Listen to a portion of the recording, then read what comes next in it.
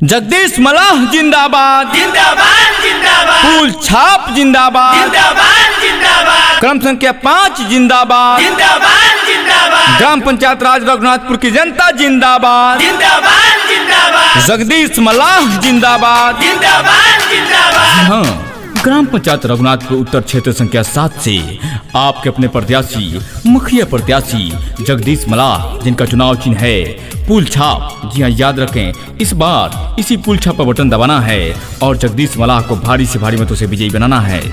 याद रखें, आपका अपना चुनाव चिन्ह पुल छाप। पुल छाप केहू के नाही निराश करी है, अपना क्षेत्र के ही हो विकास करी है, विकास करी है, विकास करी है। केहू के नाही निराश करी है, अपना क्षेत्र के ही हो विकास करी है। विरोधी के सबक सिखावे के बाद, विरोधी के सबक सिखावे के बाद, अपना जगदीश भैया के जितावे के बाद, अपना जगदीश भैया के जितावे के बाद। समाज कल्याण के लिए सदैव कार्य किया, कभी भी जात पात पर विश्वास नहीं किया, सदैव मानवता की सेवा की, कभी भी किसी आदमी के साथ भेदभाव नहीं किया। तो याद रखें, इस बार जगदीश मलाह, जिनका चुनाव चिन्ह है पुल छाप। देखे वाला देखिए कि जरब है करी, बाकी विरोधी अब फिर हरब है करी, फिर हरब है करी, फिर हरब है करी।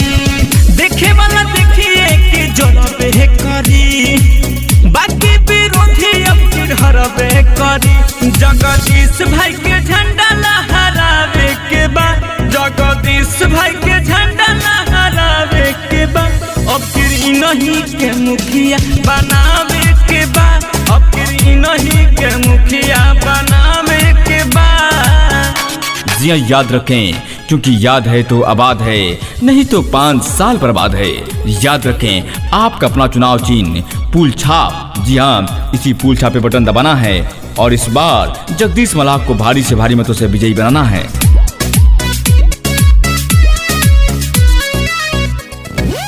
जनता के दुख सारा टल जाई हो, सब पर किस्मत बदल जाई हो, बदल जाई हो, बदल जाई हो। जनता के दुख सारा टल जाई हो, सब पर किस्मत बदल जाई हो। घरे घरे ये बतिया बतावे के बाद, घरे घरे ये बतिया बतावे के बाद, जगदीश मलाह के जितावे के बाद, जगदीश मलाह के जितावे के बाद। केहू के नाही निराश करी है, अपना क्षेत्र के ही हो विकास करी है।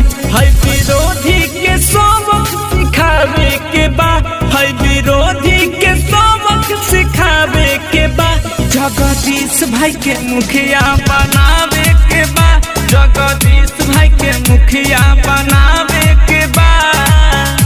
जी हाँ, याद रखें, ग्राम पंचायत रघुनाथपुर उत्तर क्षेत्र संख्या 7 से मुखिया पद हेतु आपके अपने प्रत्याशी जगदीश मलाह, जिनका चुनाव चिन्ह है पुल छाप। याद रखें, इसी पुल छाप पे इस बार बटन दबाना है और जगदीश मलाह को भारी से भारी मतों से विजयी बनाना है। याद रखें, पुल छाप जो क्रम संख्या 5 पे है। जी हाँ, इसी पुल छाप पे बटन दबाएं और इस बार जगदीश मलाह को भारी से भारी मतों से विजयी बनाएं। याद रखें, क्योंकि याद है तो आबाद है, नहीं तो 5 साल बर्बाद है।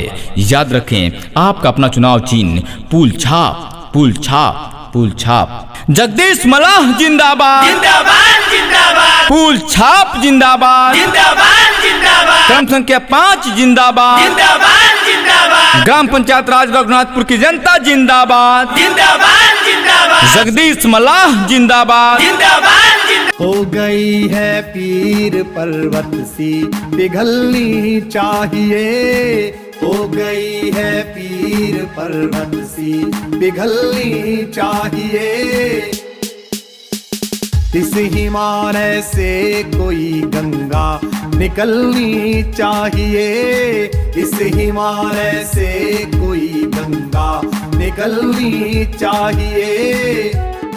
जी हाँ, याद रखें ग्राम पंचायत रघुनाथपुर उत्तर क्षेत्र संख्या 7 से मुखिया पद हेतु आपके अपने प्रत्याशी जगदीश मलाह, जिनका चुनाव चिन्ह है पुल छाप। याद रखें इसी पुल छाप पे इस बार बटन दबाना है और जगदीश मलाह को भारी से भारी मतों से विजयी बनाना है। याद रखें पुल छाप जो क्रम संख्या 5 पे है। जी हाँ, इसी पुल छाप पे बटन दबाएं और इस बार जगदीश मलाह को भारी से भारी मतों से विजयी बनाएं। याद रखें क्योंकि याद है तो आबाद है, नहीं तो 5 साल बर्बाद है। याद रखें आपका अपना चुनाव चिन्ह पुल छाप, पुल छाप, पुल छाप। आज ये दीवार पर्दों की तरह हिलने लगी, आज ये दीवार पर्दों की तरह हिलने लगी। शर्त लेकिन थी कि ये बुनियाद हिलनी चाहिए, शर्त लेकिन थी कि ये बुनियाद हिलनी चाहिए। इस हिमालय से कोई गंगा निकलनी चाहिए। जगदीश मलाह जिंदाबाद, जिंदाबाद जिंदाबाद, पुल छाप जिंदाबाद, जिंदाबाद जिंदाबाद, क्रम संख्या 5 जिंदाबाद, जिंदाबाद जिंदाबाद, ग्राम पंचायत राज रघुनाथपुर की जनता जिंदाबाद, जिंदाबाद जिंदाबाद, जगदीश मलाह जिंदाबाद। जिंदाबाद जिंदाबाद।